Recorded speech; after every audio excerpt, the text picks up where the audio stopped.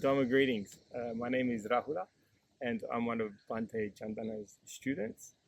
And just before you get to listen to one of his amazing discourses, I just wanted to share with you that Bhante is a wandering monk. So he has no home and he purely relies on donations of dana by followers and by the community to survive, just for the bare essentials.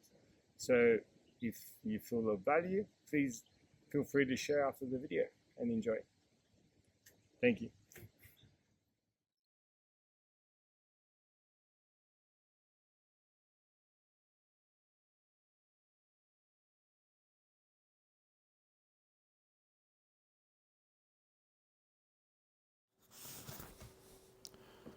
So, guilt. That's the question, right? Guilt. Guilt is suffering, you know.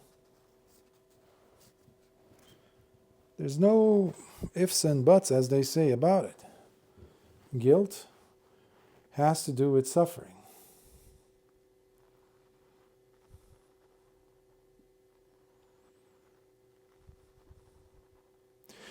Many of us carry the burden of guilt. And we've somehow convinced ourselves that that's a somewhat of a noble, maybe, state to have in the heart. When we dwell on something,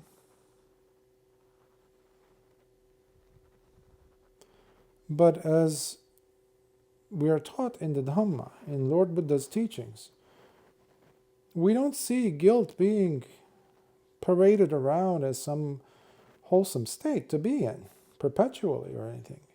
Yes, it's understandable, people make mistakes,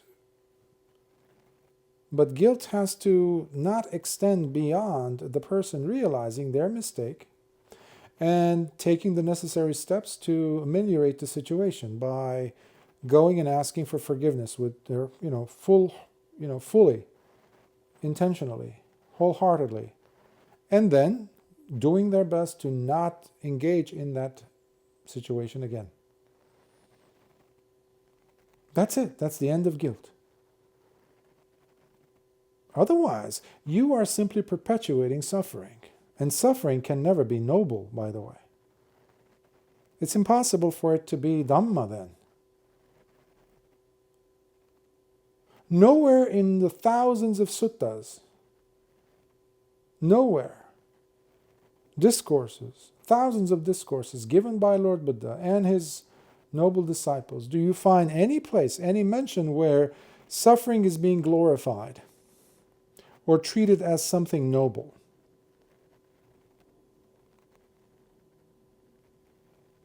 Nowhere. We do have the Four Noble Truths, of course, first of which is dukkha, Arya Satya dukkha, but it is the truth of suffering. It is not suffering that is noble.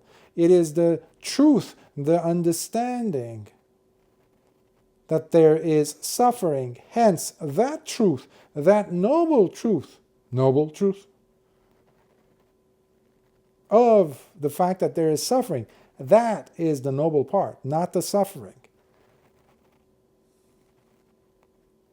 Because what you had over centuries, especially when the Dhamma proper was dying in India, and it had already moved up to Central Asia, like modern-day Afghanistan and other places similar to that, with a lot of infiltration with Christianity, Manichaeism, and Zoroastrianism, and things like that. What you had were the beginnings of Mahayana, etc. You had characters like Shantideva, who is worshipped in Mahayana circles,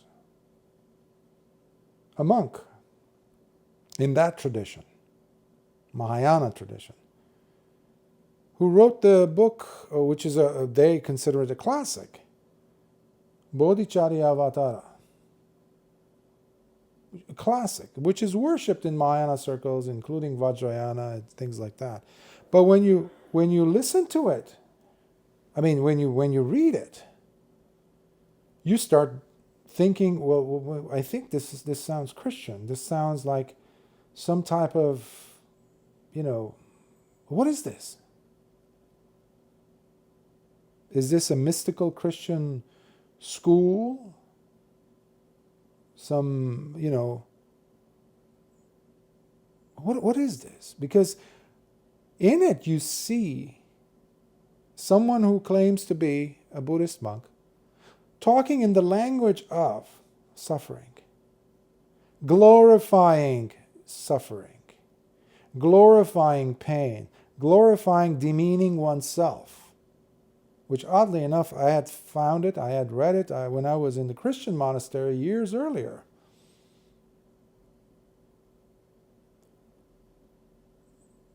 In the Armenian tradition, there is a book called Nareg, or Krikor Naregatsi. That was he was also a Christian monk.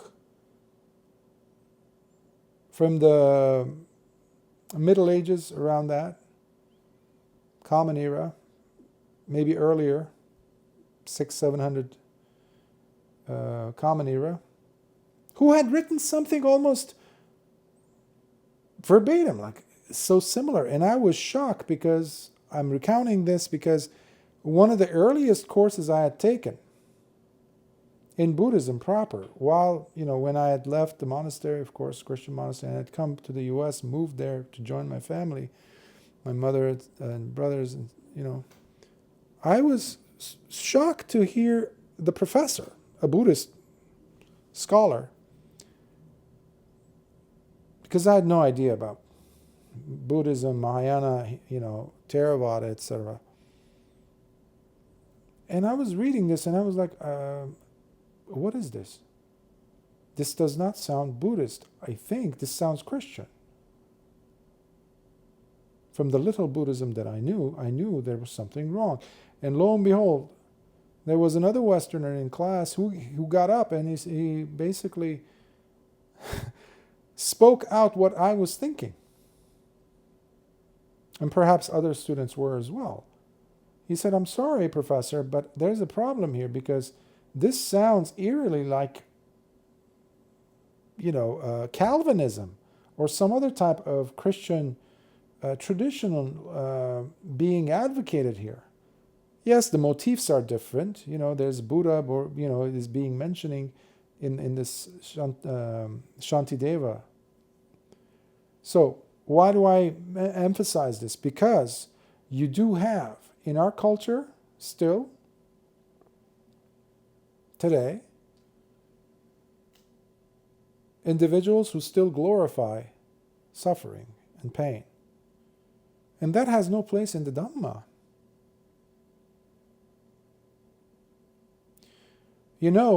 Nowhere in the Brahma Viharas do you find guilt as number 5. Brahma Vihara number 5. There isn't. There isn't. You have metta, you have karuna, you have mudita, and you have upekka. That's it. All of which, when you look at closely, you see that there's this uplifting energy about them, including upekka, equanimity. It's so deep, it's such a balanced, obviously equanimous state. It's one of the Brahma Viharas. It's a very, very sublime state, uplifting. You might even say very, very subtle. There's a positive quality to it. Guilt can never have that. Can never have that. Suffering can never have that. In fact, suffering is the very thing that we're trying to cut ourselves loose from. We don't go bulldozing our way towards suffering. There's something wrong with that equation. That is not Buddhism. That is not Dhamma. I'm sorry, you can never glorify guilt and suffering and somehow package it as Buddhism, as Dhamma. That's nonsense. I don't know what you've been doing, but that is not Dhamma. But you have millions of people following that, claiming to be Lord Buddha's teaching. Far from it. So you see a lot of idiocy, a lot of stupidity, a lot of ignorance. So our job is, this is an answer to your question, this is, our job is to check to see, where is my pain coming from? Is it guilt? And if it is, which by the way takes, some courage for the person to, hold themselves still and just ask that question. Is there any guilt there? If there is, quickly, you can just use that phrase I just shared with you. Is guilt part of the Brahma Viharas? No, absolutely not. Why? Because it is an energy. It has the negative, the opposite of the Brahma Viharas. The emotional signature, if you will, of guilt is a downer. It brings you down. It in fact demolishes whatever positive states you were in. Whatever the Brahma Viharas do, guilt does the opposite. Mudita, for example. Mudita has nothing to do with sympathy.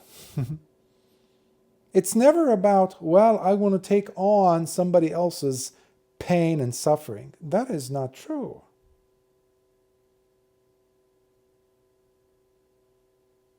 Has nothing to do with that.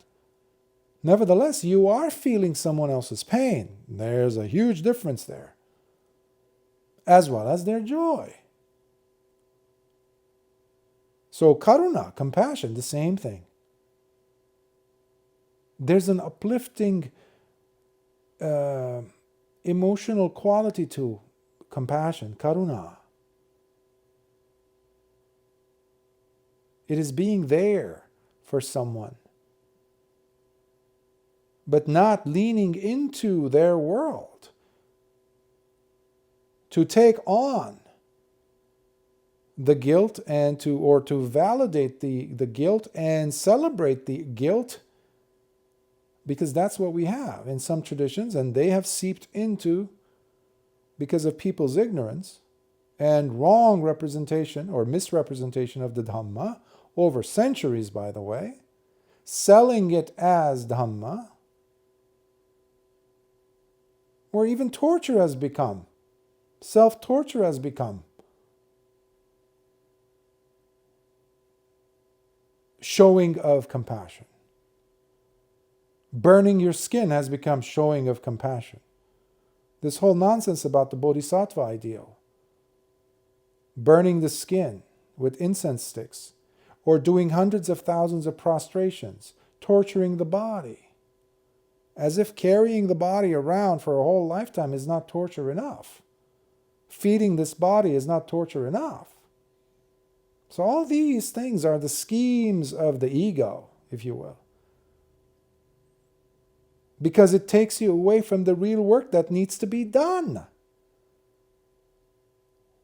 If I turn my gaze towards your guilt and I say, I need to help them, and how come they're not asking for my help? I'm offering them my support and my healthy, nuggets of wisdom, I don't know. But they're rejecting them flat out. Oh, I'm feeling sorrow and pain for them. To the point where the person even feels guilty. And then you go around celebrating that. You are so far off the reservation. You're so far gone away from the Buddha Dhamma. You're not practicing the Dhamma, I'm sorry. You have nothing to do with the Dhamma. You might be using the lingo, some Buddhist terminology, but basically you're not at all, even remotely connected to the Dhamma at that point, because you missed it. Nowhere in the Brahma Viharas do you find guilt listed. So guilt is out of the question. It serves a purpose at the most for helping the person to realize, which is necessary, yes. When we do something wrong, unskillful, evil action, whether it's mental, speech-based, or physical action, there needs to be the understanding that this is a blameworthy action that I committed. It's, it's listed clearly throughout the suttas. Anguttara Nikaya, Book of the Twos, is full of examples where Lord Buddha talks about this. The realization, the understanding that needs to be there for the person to realize, oh, I did something wrong. In fact, Lord Buddha calls this a mark of a wise person. There needs to be the understanding. So there, you can say, one can argue that that's a moment of guilt. Fine. But we do not pitch our tent there and spend the rest of our life there. No. There's nothing to be glorified there in guilt. It needs to be realized and move on. Realize something has to be done. I need to relinquish this. Otherwise, it's a dark space. You do not want to stay there because it's going to drain you. And the Brahma Viharas are the opposite. They give life. They don't take away life. Guilt takes away your life. Your color, your complexion is actually going to be less luminous. Do you know that? You're not going to be a very enjoyable presence for people. Even animals will not enjoy being around you. Children, especially, will walk away from because soon enough that guilt will turn into anger. People used to beat themselves up, flogging and self-flogging, and eventually they get a joy out of it. It's sickness. Very masochistic. It's a mental sickness where the person starts feeling pleasure, gaining pleasure out of that, feeling guilt. And when you read the Bodhicharya Avatara, as I mentioned, Shantidevas, you understand, if you look at it as a psychologist or a psychotherapist, you understand, okay, this person has some serious issues. This is not a normal person. He's beating himself up and feeling good about it at the end. The more he beats himself up, I've done this, I'm done this. My heart is like burning on like a grill, and feeling pain and, repenting. Repenting. It has so many elements of Christian, it wasn't just Christian. Obviously, Christianity had a lot to do with the thinking and the structure of Mahayana coming to formation. There's more elements of Adhamma than Dhamma. That's why we have to say it like it is. The more we hold this position of, we have to be very, inclusive of other Buddhist traditions, well, that comes at a price. You have to become apologetic towards what Lord Buddha said. You have to minimize the importance of what Lord Buddha said. You have to cut out so many statements made by Lord Buddha in order for you to sit across from a Mahayanist or a Vajrayanist. By the way, for a truly Theravadan monk to sit there who knows the suttas, to say, yes, we are equal, to say, yes, your Dhamma and my Dhamma is still the Dhamma, there's something intrinsically, absolutely, completely, fundamentally wrong through and through. Because that means you are a sellout. Plain and simple. You are selling out for the sake of being accepted. We have to say it like it is.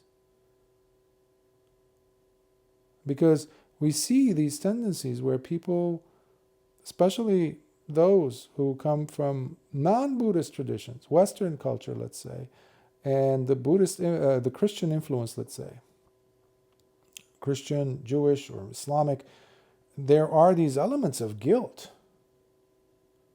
So the brain will love to find some familiarity. Oh, it's like that. Oh, it's like that. It's like the thing that I knew. It says, no, it's not like that. It's an absolutely novel idea, approach to life. To live life without guilt. It's a tough one for the as we say, to wrap your mind around, which is suffocating if you think of it. To wrap your mind around something, it's almost like a noose, right? Noose around the neck, which is the opposite of what we want. It's an uncoiling. The Dhamma is an uncoiling, removing the veils from around the heart. And you will never be able to get close to the heart with guilt in hand. It terrifies the heart. Are you kidding me? I was mentioning to a student earlier today how so long as we do not have joy in the heart, we will not be able to experience Nibbana. If you do not know the value of joy, of feeling at ease, meaning the very absence of guilt and anything heavy like that, any toxic emotion like that, if you have those, it's impossible. So Nibbana occurs in the absence of such negativity. So many people will secretly hide the guilt somewhere in the cabinets of the heart. There's nothing noble, trust me, in guilt. Because suffering can never be noble. Bring the Brahma Viharas to mind. Quickly ask yourself, if you're feeling guilt, ask yourself, does this have anything to do with metta, loving kindness, towards myself, towards anyone else? Is it really associated with the first Brahma Vihara, with metta? No? Okay, let's go to the next one. The karuna. Does this guilt I'm feeling bring compassion to me, to anyone else? Truly, honestly. No joke. You don't have to bend over backward or do internal pretzel poses to figure out, yes, this could be. No, it should be quite evident, obvious. Because karuna is very clear, just like metta is very clear in the quality that it brings to the heart. And in both of these, compared to guilt, there's no agitation. Similarly with number 3, mudita, spiritual altruistic joy. There's a celebration about it. There's an opening. Those thick walls between you and others are coming down, but their pain does not become your pain. Nevertheless, you can feel, you do feel what the other is feeling, but it does not become your pain. Hence, that Brahma Vihara also is not associated with, equal to guilt. Can never be. And then finally, upekkha. Upekkha is the Brahma Vihara par excellence. There's nothing above it. It's so sublime, it's so beautiful. It's beautiful. Guilt is ugly. It's toxic. It's putrid. It's disgusting. How can it possibly have anything to do with the Brahma Viharas? It only perpetuates suffering. And this path is about, yes, understanding suffering, but getting out of suffering. Once and for all. That is what makes this path also noble.